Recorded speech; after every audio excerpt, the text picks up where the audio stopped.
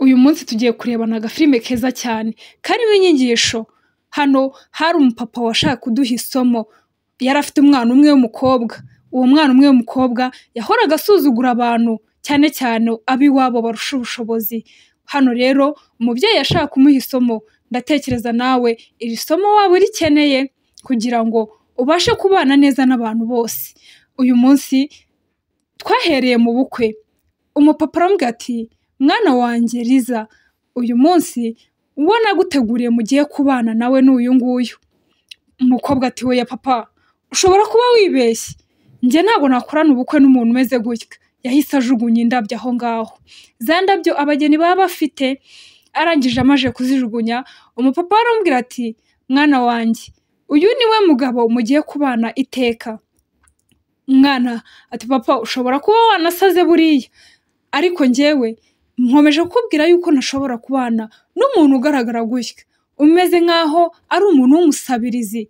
Reba ukuntu yambaye, reba ukuntu areba, reba uko asa. Umwana w'umukobwa yaramurebye amuvana hasi amugeza hejuru. Umusore nawe ati uraho neza nyiramwiza. Umukobwa yakomeje kumureba aravuga ati oya, ibi bintu ntabwo byavamo. Umwana wo mu bakire njyewe nkashakana n'umuntu usa gutya, wagira ngo asabiriza ku muhanda. Umusore nawe yamwerekaga ko nta disipurine rwose irimo, akajya yikokomora agaciro aho ngaho.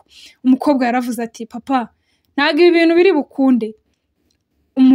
Papa w'umukobwa yamubwiye ati rero nutabyemera njyewe ndakwirukana iwanjye, kandi uragenda ushaka ubuzima bwawe, nta n'ikintu na kimwe nzaguha. Ubutunzi bwanjye uzaburebesha amaso, ariko nta kintu na kimwe uzajya ubasha gukora cyangwa ngo nguhe ku mafaranga yanjye uko wiboneye. Umwana w'umukobwa yabonye nta kindi kintu yakora, yarashoboye aragenda asezerana na wa musore. Amaje gusezerana nawe aramubwira ati ngwino hano umbwire, ese papa wanjye yaguha amafaranga angana gute kugira ngo ubashe gushyingirwana nanjye? Umwana w'umuhungu ati oya, buriya papa wawe nta n'amafaranga yampaye, ariko njyewe ndanagukunda cyane. Umusore nawe yamwiriyeho, arangije ahita atambuka arigendera. Aramubwira ati ese buriya njyewe uratekereza nabana n'uramunura? Nari nzi ko ngiye kwishakanira n'umugabo w'umukire, none reba ibyo papa nkoreye. Barakwereka baraje, bageze mu rugo hano. Umukobwa yinjiye areba inzu aje guturamo. Mana we, iyi nzu ni ya yindi uryama rwose, aho urara ndetse no muri salo byose bikaba bimeze kimwe. Aramubwira ati none se iyi nzu koko niyo yawe? Undi aramubwira ati yego, iyi nzu niyo nzu yanjye. Dore ahubwo akira nkukuririre intebe wicare, izi nizo ntebe ntunga. Aha niho ndira, niho nicara, mbese ibintu byanjye bibera hano byose. Umukobwa na mwiryo mwinshi akajya akora ku meza kugira ngo arebe ivumbi ririho. Umuhungu urabona byandi by'abantu bavuga ngo amuzaniye amaji, ese wowe uranywa iki? Uranywa fanta? Aha umukobwa nta kintu yigeze asaba. Umusore nawe kubera ko nta kintu aba yifitiye, yahise amuzanira amazi ngo babe ariyo baganiriraho. Umukobwa aramubwira ati rero nimba ushaka ko tubana neza wa musore we, ibi byose ndi kubikora kubera papa, nanone kugira ngo atazanyambura uburenganzira ku mafaranga ye.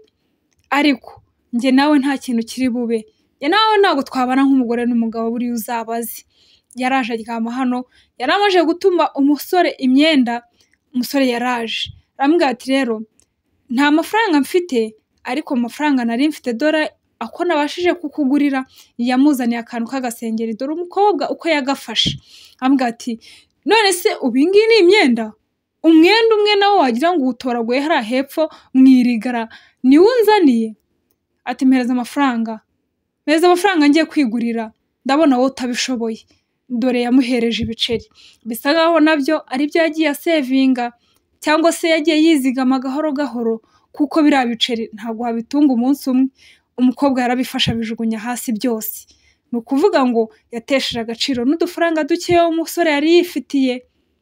Amaje kuyajugunya, umusore yarapfukamye aratoragura gahoro gahoro. Amaje kuyatoragura aramubwira ati rero buriya ntabwo uzi ibintu ukoze, aya mafaranga uzifuza ko nyaguha utari buyabone. Yaratoraguye arangije arigendera. Umukobwa asigara aho ngaho ari gutekereza, ariko nta kindi kintu yahise akora. Yahise yibuka ko afite inshuti. afata telefone agiye guhamagara nta n'umwe wamwitabye. Yahise yongera agira igitekerezo aravuga ati ariko hari inshuti zanjye zituye hano hafi kandi zifite amafaranga, reka ngende njye kuzireba. Yarahagurutse yambara inkweto baratwereka mu muhanda aho ngaho. Hari uwo yahuye nawe arambwira ati Keria, mbabarira nkubwire, ubu ngubu noneho ndimo ndabaho ubuzima bwiza ntago wabyumva. Ndambwira ati ubuzima bwiza nanjye ndabibona. Ese ko wambaye iyo kanzu guhera ukijya gukora ubukwe kugeza ubu ngubu byagenze gutera? Noneho imyenda yagushiriyeho? Ndambwira ati oya, ubu ngubu nari ndimo ndatembera nayikuyemo nuko nari nongeye nkayambara. Ati oya, buriya rero ibyo uri kumbwira ntago mbizi mukobwa mwiza. Uribuka cya gihe nza kwinjira mu iwanyu ugiye kujya gukora ubukwe kugira ngo nkuherekeze aho wari ugiye gukorera ubukwe ku rusengero? Uribuka ukuntu wambwiye yuko udashaka umuntu uguherekeza, cyane cyane abantu b'urwego nkanjye. Ati kubera ko noneho ubu ugiye kubaho ubuzima buhenze, ugiye gushaka umugabo w'umukire. Ndambwira ati oya, biriya bintu ntubyiteho, ntabwo nari nkomeje. Ndambwira ati ntabwo wari ukomeje, ngaho genda urebe ba bagabo bawe b'abakire rero wambwiraga. Umukobwa arigendera. Keria yamusize aho ngaho. Gusa Liza yakomeje kubitekerezaho. Mu bigaragara yihenuraga no ku nshuti ze, nta muntu yahaga agaciro kubera amafaranga y'iwabo. Noneho kubera ndatekerezaga yuko agiye gushaka umugabo ukize, ahangaha nizere ko muri kugenda mukuramo isomo gahoro gahoro. Ako kanya barakwereka umusore yari ahagaze mu nzu ye, umukobwa yaragarutse. Yagarutse yamanjiriwe ndetse ubona ko rwose isura yahindutse. Ambwira ati se ko mbona ntari kubona amafaranga kandi papa nawe akaba yanyambuye uburenganzira ku makonte yose, ndabigenza gute? Undi aramubwira ati rero igihari nta kindi, genda ujye hariya urebe imyenda muri dushe wambare. Ya myenda yari yanze yarayifashe none harayambara. Atangira kwitega n'ibisume mu mutwe, ubona ko rwose ari ibintu bisekeje. Umusore yaramurebye aramubwira ati rero noneho si ubona ko usa neza? Umukobwa ati rero ndi kubyumva rwose, ubu noneho ndabyumva, ndi kumva ubuzima, noneho ndi kumva igisobanuro cy'ubuzima. Ndi kumva ko ntagomba kujya nsuzugura buri muntu wese, kuko ubuzima hano hanze buragoye. Kubaho nta mafaranga nicyo kintu kiruhije. Najyaga nsuzugura abantu bafite ubushobozi bukeya, ariko ubu noneho ndi kubibona, kuko na za nshuti nigeze gusuzugura nabonaga nkabona nta kintu zivuze, nazo zanyeretse ko nta kintu mvuze ntari muri ya mafaranga bambonagamo. Ako kanya umusore yaramwegereye amufata ibiganza aramubwira ati Liza, ubu noneho hari ikintu navugana njye nawe, reka tugende tujye gushaka akazi ukore kugira ngo tubashe kujya tubona amafaranga. Nta kindi cyabaye, yaraje ashakira umukobwa hano akazi ko kujya akorera mu rugo ahantu, gusa yari atarabimenyera. Barakwereka bakimuhemba umushahara wa mbere yaje yishimye cyane. Nawe urabizi amafaranga wavunikiye wakoreye iyo uyabonye uba wumva ari ishema, ndetse no ku mutima wawe wumva unezerewe, kuko uzi inzira byaciyemo kugira ngo uyabone. Barakwereka hano bari barimo bararya umugati. Ni kwa kurya umugati ariko nta kindi kintu kirengejeho, nta cyayi nta mazi, mbese ni ukuwurumanga. Ako kanya umukobwa yakomeje kuganira n'umusore Andre. Arambwira ati Andre, ni ukuri noneho nsigaye mbibona yuko ubuzima bwawe bufite igiciro. Buriya nabanaga na papa, nagendaga mu munyenga wo kubaho mu buzima papa yishakiye cyangwa se yavunikiye. Undi aramubwira ati rero nimba nta kintu bigutwaye, noneho bisa nkaho wavuye ku izima ugiye kujya wubaha buri muntu ndetse ukamwubahira nuko ameze. Yarambwira ati ngwino, nicyo gihe kugira ngo umenye ukuri. Yaramuzanye hano, kumva umukobwa papa we yararwaye cyane, ararembye.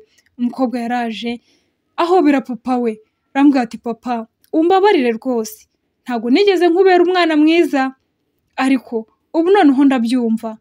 Isomo ry'ubuzima washatse kumpa nararyumvishije kandi narize narafashe. Papa nzajya nubaha buri umwe ari we wese, kandi ntabwo nzongera kujya nangiza amafaranga uko niboneye. Undi aramubwira ati yego mwana wanjye, noneho ndishimye cyane ubwo wamajije kwiga ukaba wamenye. Ubu noneho twavugana, uburenganzira bwose nabugusubizaho, ndetse urabizi ko ari we mwana wenyine mfite.